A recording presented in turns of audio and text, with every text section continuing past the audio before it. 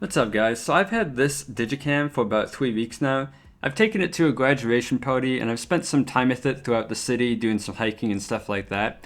And honestly, it's got 20 megapixels and a Zeiss branded lens, so it's better than I expected. In this video, I'm going to share some of my pictures and just kind of chat about my impressions. Let's do it. So first up, my favorite aspect of Digicams is just how tiny they are. I mean, this thing obviously just slips into your pocket, and compared to a phone, I mean, look at that. It's microscopic. It's amazing. As far as build quality goes, it feels okay. It's a little cheap. It's a little plasticky. It's about what you'd expect. Again, you can probably drop your phone on the ground, but you're definitely not going to be able to drop this thing. Now that being said, I did have it in its carrying bag and I knocked it off my desk onto concrete and it was fine. And then aesthetically, of course, this thing is super cute. It's a Digicam. We love these. They feel nostalgic. There's a reason they're trending on TikTok.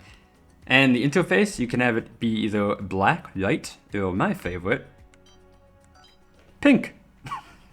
Now from a usability standpoint, this thing's pretty nice. It turns on and is ready to shoot way faster than most Digicams that I've used. Most Digicams I find there's like a 2 to 5 second delay.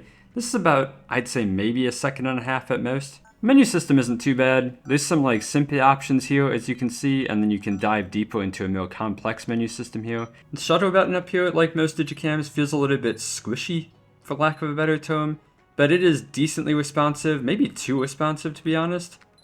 And then autofocus, it's not too bad. I had a couple missed pictures, especially in low light conditions, but for point and shoot, it's actually pretty accurate. And then interestingly enough, there's a smile detection feature where if you hit this button right here, it'll kind of scan the screen until it sees a smile and then it'll shoot. So let me show you.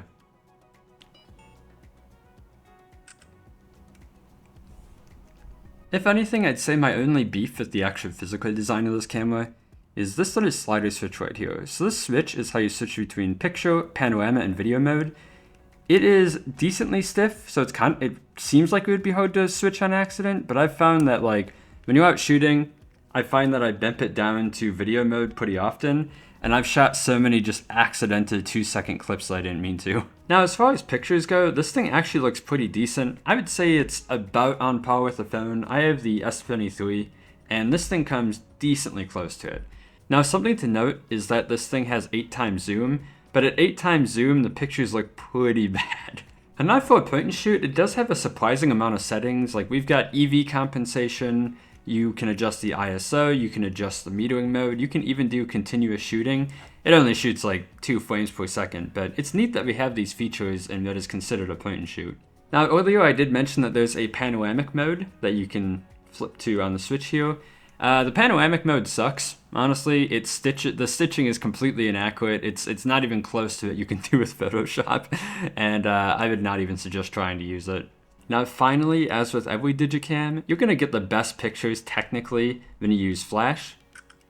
Pictures with flash on this thing, they obviously have a lot of red eye and they have that nostalgic aesthetic, but they are super detailed and super sharp. So I really enjoyed shooting with flash with this thing, and it was just a good time. So should you buy this crappy little thing? I mean, I've tested like 8 Digicams since I started this channel, and this is definitely the best out of any of them that I've used. I've tried stuff from Nikon, Canon, I've tried a couple of cheaper Sonys. I'll link some of the videos in the description or up above or something, but this is definitely the best I've used out of them.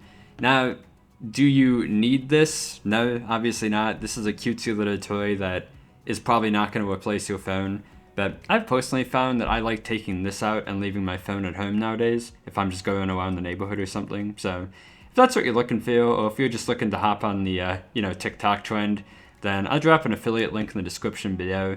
Definitely pick this up from eBay. Don't try to buy it new from Amazon. You'll pay like 3 times as much. But that's about it, guys. If you want to watch more of my Digicam stuff, check out the videos that I linked above, and I'll catch you next time.